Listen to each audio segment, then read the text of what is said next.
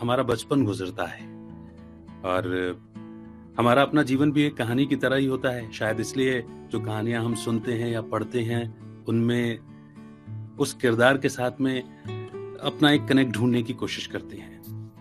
पर जिन कहानियों को मैं पढ़ता हूँ, जिन कहानियों को मैं आवाज़ देता हूँ और उन कहानियों को लिखने वाले जो लेखक हैं, उनकी भी अपने जीवन की एक कहानी है, मगर जब वो रचना करते हैं तो क्या वो घटनाएँ होती हैं, क्या वो उनके कहानियों के पीछे एक मूल विचार होता है, एक बीज जो इतनी बड़ी कहानी को जन्म देता है या लघु कथा को ही का ही सृजन कर देता है।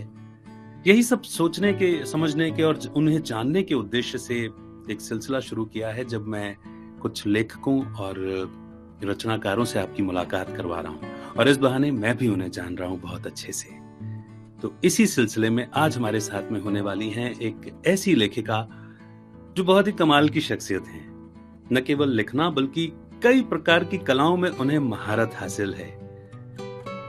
बात साहित्य की हो, बात धर्म की हो, बात आध्यात्म की हो, बात देशभक्ति की हो, बात सामाजिक विषयों की हो, हर विषय पर वे लिखती हैं।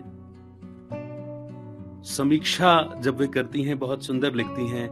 यात्रा वृत्तांत उनके लिखे हुए इतने मनोरम होते हैं, इतने सुंदर होते हैं कि ऐसा लगता है कि आप वहां पहुंच जाते हैं। वो कमाल हैं।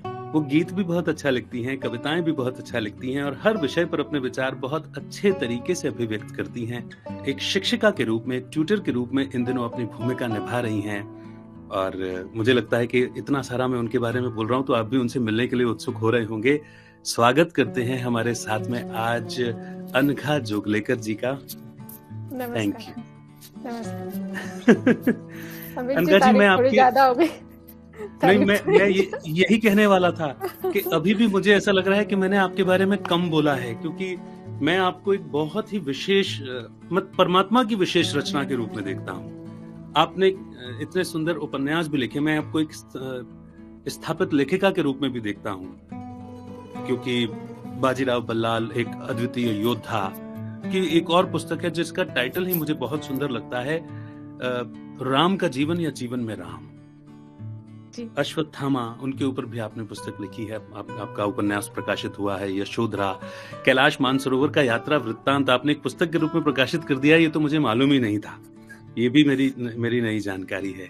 नवयुग की लघु कथाएं, तो चाहे वो रंगोली बनाना हो, चित्रकारी करना हो, गीत लिखना हो, कविता लिखना हो, लघु कथाएं लिखना हो, यात्रा वृत्तांत लिखना हो, उपन्यास लिखना हो, कहानी लिखना हो, हर विधा में, समीक्षाएं लिखना हो, हर विधा में आपको महारत हासिल है। मुझे लगता है कि बहुत विशेष वरदानों से आपको परमात्मा ने विभूषित किया हुआ है। आपको जानना, आपको समझना तो मेरे लिए बहुत ही विशेष होगा।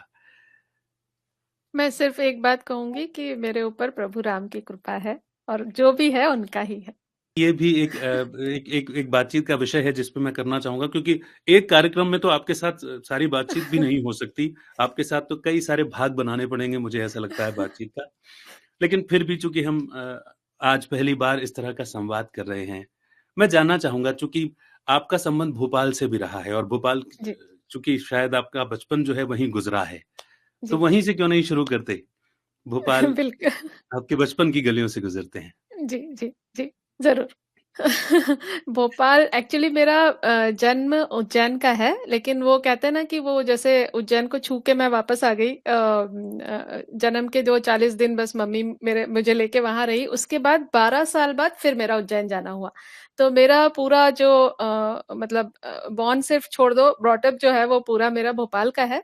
भोपाल ही मेरा कर्म क्षेत्र रहा, मैं उसे कर्म क्षेत्र कह रही हूँ थोड़ा शुद्ध हिंदी में, क्योंकि वहीं मेरा एजुकेशन हुआ, वहीं मैं बड़ी हुई, वहीं से मेरी शादी भी हुई, सब कुछ भोपाल से ही रहा। और मेरे पिताजी बीएचएल में जॉब करते थे, तो बीएचएल टाउन ही हमारा, वहीं हमारा घर था, वहीं मेरी पढ़ाई, स्कूलिंग, कॉलेज बीएचएल में नहीं, कॉलेज एमएस सिटी जो वहाँ का engineering college, regional engineering college जो अभी एनआईटी हो गया है, वहाँ से मैंने इंजीनियरिंग की और फिर भोपाल से ही शादी हुई, तो भोपाल से बहुत ज्यादा प्यार का रिश्ता है। सच में, और भोपाल तो देखिए शहर भी ऐसा है, मैं वहाँ लगभग 6-7 सालों के लिए रहा अच्छा, और ओके। जी, जी, जी। और मेरे करियर के दौरान जो मुझे प्यार और जो अपनापन मुझे भोपाल शहर से मिला है, मुझे ऐसा लगता है कि मैं भोपाल से आ गया हूँ, लेकिन भोपाल मेरे अंदर से कहीं नहीं गया और हर दिन, हर पल मैं भोपाल को याद करता हूँ। मुझे ऐसा लगता है कि मुझे वापस भोपाल चले चले जाना चाहिए। एग्जैक्टली भोपाल सुंदर भी इतना है, मतलब मध्य प्रदेश के बाकी शहर दो चार छोड़ दिए जाए तो थोड़ा पिछड़ा हुआ ही कहा जाता है, लेकिन भोपाल बहुत सुंदर है। मतलब मैं स्विट्जरलैंड भी जाके आई हूँ, लेकिन फिर भी मेरे को भोपाल ज्यादा प्यारा लगता है, स्विट्जरलैंड से भी ज्यादा सुंदर है मेरा भोपाल।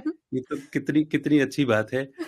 प्राकृतिक रूप से भी सुंदर है और मैं समझता हूँ कि बीएचईएल के वहाँ होने से जो एक सामाजिक समरसता वहाँ पर आई है, जो एक हाँ अपनेपन का हाँ, जो वहाँ पर माहौल बना है, वो बिल्कुल नए बिल्कुल। भोपाल में भी है और पुराने भोपाल में भी मैं समझता हूँ कि वो अपनापन एक भोपाल में दिखाई देता है।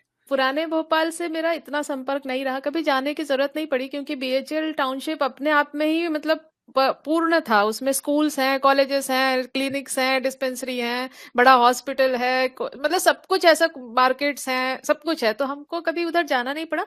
लेकिन फिर भी मतलब भोपाल भोपाल भोपाल है। True, true, true, true. Complete है वो बीएचईएल टाउनशिप बिल्कुल। इत्तेफाकन मेरा रहना भी उसी तरफ बीएचईएल की तरफ ही हुआ था। अच्छा, लेकिन ओके। रेडियो में होने के नाते मेरा पुराने भोपाल से भी संबंध था और नए भोपाल से भी संबंध था। तो अच्छा, शहर की तासीर ही अलग है।